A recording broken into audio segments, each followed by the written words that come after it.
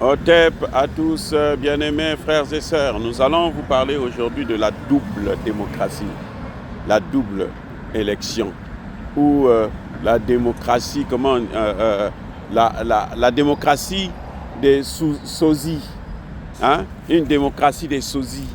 En fait, je voudrais dire une fausse démocratie, une démocratie parallèle, une élection parallèle.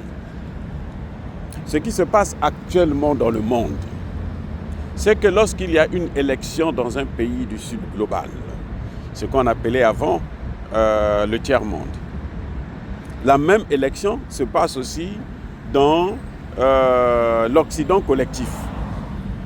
Oui, c'est-à-dire que vous êtes en train d'organiser votre élection dans votre pays, mais en Occident aussi, ils sont en train d'organiser cette élection, la même élection. La même élection. Ah oui. Ils organisent la même élection. C'est-à-dire qu'ils sont en train de chercher, réfléchir, choisir qui va gouverner votre pays à votre place. Et dans ce jeu criminogène de bandits, de brigands, lorsque la population n'est pas sur la même longueur d'onde que les décideurs occidentaux, qui sont en général les gouvernements. Parce que dans vos pays, c'est la population qui vote. Dans leur pays, ce sont les élites, hein, les membres du gouvernement, les hommes politiques qui votent.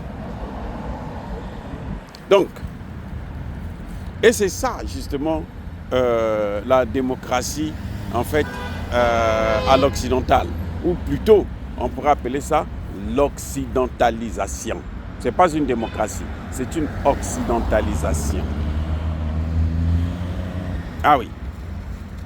Et leur pouvoir, en réalité, est au-dessus du pouvoir du peuple concerné. Ah oui. C'est comme si vous avez un monde matériel et un monde métaphysique. Eux, ils se disent que c'est le monde métaphysique.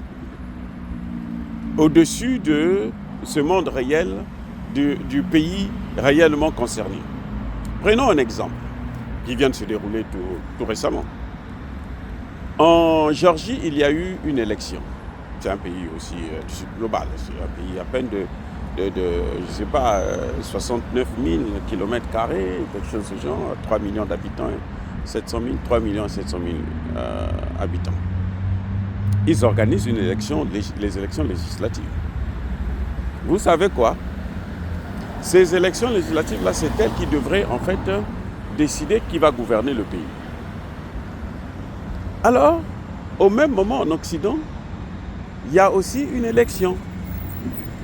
Maintenant, manque de peau pour l'Occident, c'est que la population a choisi l'adversaire de l'Occident, un pro-russe. Et là, toutes les chancelleries occidentales se lèvent pour dire que c'est une fausse élection. Il n'y a pas eu, il y a eu tricherie. Ils n'ont pas gagné. Mais c'est exactement ce qu'on a fait en Côte d'Ivoire. Ce qu'il y a eu en Côte d'Ivoire, c'est exactement ça. Aujourd'hui, on ne voulait pas nous écouter, mais maintenant, eux-mêmes qui ont organisé cette mascarade, ben, ils en parlent. Robert Bourgi est sorti de ses réserves. Il a exposé Sarkozy, il a exposé De Villepin, le bon criminel d'ailleurs. L'élection qui se passait en Côte d'Ivoire, les Ivoiriens sont allés voter, mais en France, aux États-Unis, on a aussi voté. Et comme par hasard, en France, aux États-Unis, en Europe, ils ont voté pour Alassane Ouattara. La population a voté pour Laurent Gbagbo. Là, il y a un problème. Et ça a toujours été comme ça dans nos pays. C'est pour ça que je n'aime pas la démocratie. La démocratie en soi, ce n'est pas un mauvais système, c'est un bon système. Mais je n'aime pas la démocratie parce que nous n'avons pas de démocratie. Parce que ce que nous voyons là, ce n'est pas la démocratie. La Côte d'Ivoire, il y a eu élection. Au même moment qu'il y a eu élection de la population, eh bien, même les Nations Unies ont voté pour Alassane Ouattara. Mais qui sont-ils pour s'ingérer dans nos affaires de la sorte? Qui les a nommés, les a responsabilisés de jouer, de faire le contrôle, d'organiser, de voter pour nous à notre place? Eh oui, et ça a toujours été comme ça. Ce n'est pas la démocratie, c'est une fausse démocratie. Vous avez vu récemment au Congo démocratique, Tshisekedi a gagné l'élection. Eux tous, ils ont dit non, ce n'est pas Tshisekedi qui a gagné. La première élection, la première fois que Tshisekedi a été élu, tout le monde sait que c'est Martin Fayulu qui avait gagné l'élection. Ils ont dit tous que non, ce n'est pas Martin Fayulu, c'est Tshisekedi. Et quand Tshisekedi les a déçus, eh ben, ils ont dit non, cette fois-ci, la deuxième élection, il est réélu. Non, ce n'est pas lui, il a triché.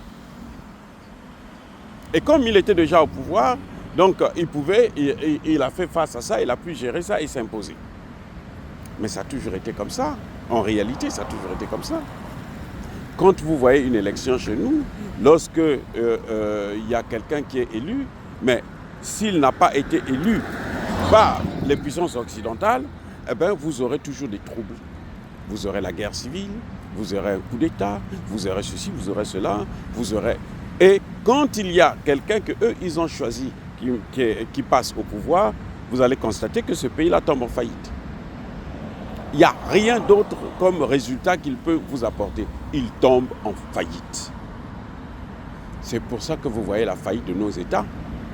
Comment un pays qui est producteur de pétrole, d'uranium, de l'or, de ceci, de cela, peut passer des mois, sans payer la bourse des étudiants, sans payer les salaires des fonctionnaires, sans payer la pension des retraités. Il n'y a pas l'école, on ne finance pas l'école, on ne finance pas l'éducation, on ne finance pas la santé. Comment un pays qui a de l'argent peut être dans un état lamentable comme celui-là? Mais c'est parce que ce n'est pas la démocratie ce que nous voyons. Parce que ce sont eux qui gèrent nos pays. Parce que ce sont eux qui élisent des gens. Et quand ils élisent un candidat, mais c'est en fonction de leurs intérêts. La politique, c'est ça. Quand vous allez pour voter, vous ne partez pas pour voter à cause de la tête du candidat, non. Vous votez pour vos intérêts. Qu'est-ce que le candidat là pourra faire pour vous, pour votre famille, pour la génération future, pour le pays que vous aimez tant? C'est pour ça que vous votez. Donc, vous votez en fait pour vos intérêts personnels. Chacun de vous a son intérêt à voter pour un candidat qui va régler ses problèmes de famille, qui va régler ses problèmes de santé, qui va régler les problèmes d'éducation de ses enfants ou son éducation à lui-même. Et eux aussi, quand ils votent, quand c'est eux qui ont le pouvoir de voter, quand ils votent, c'est donc pour régler leurs problèmes, pas nos problèmes. Et c'est ça qui entraîne le chaos que nous avons aujourd'hui dans nos pays. C'est la démocratie qui est responsable de nos malheurs. Oh les amis, c'est incroyable. C'est-à-dire que quand j'ai essayé de regarder un peu ces choses-là, je me dis non. Et ça, dans tout le sud global, c'est comme ça que ça se passe. Chez eux-mêmes, nous, on n'a pas le droit d'intervenir, bien sûr. Attendez, nous sommes qui pour intervenir? Mais chez nous, eux, ils ont le droit d'intervenir et ils interviennent toujours et toujours. Voilà, bien aimés frères et sœurs, à très bientôt.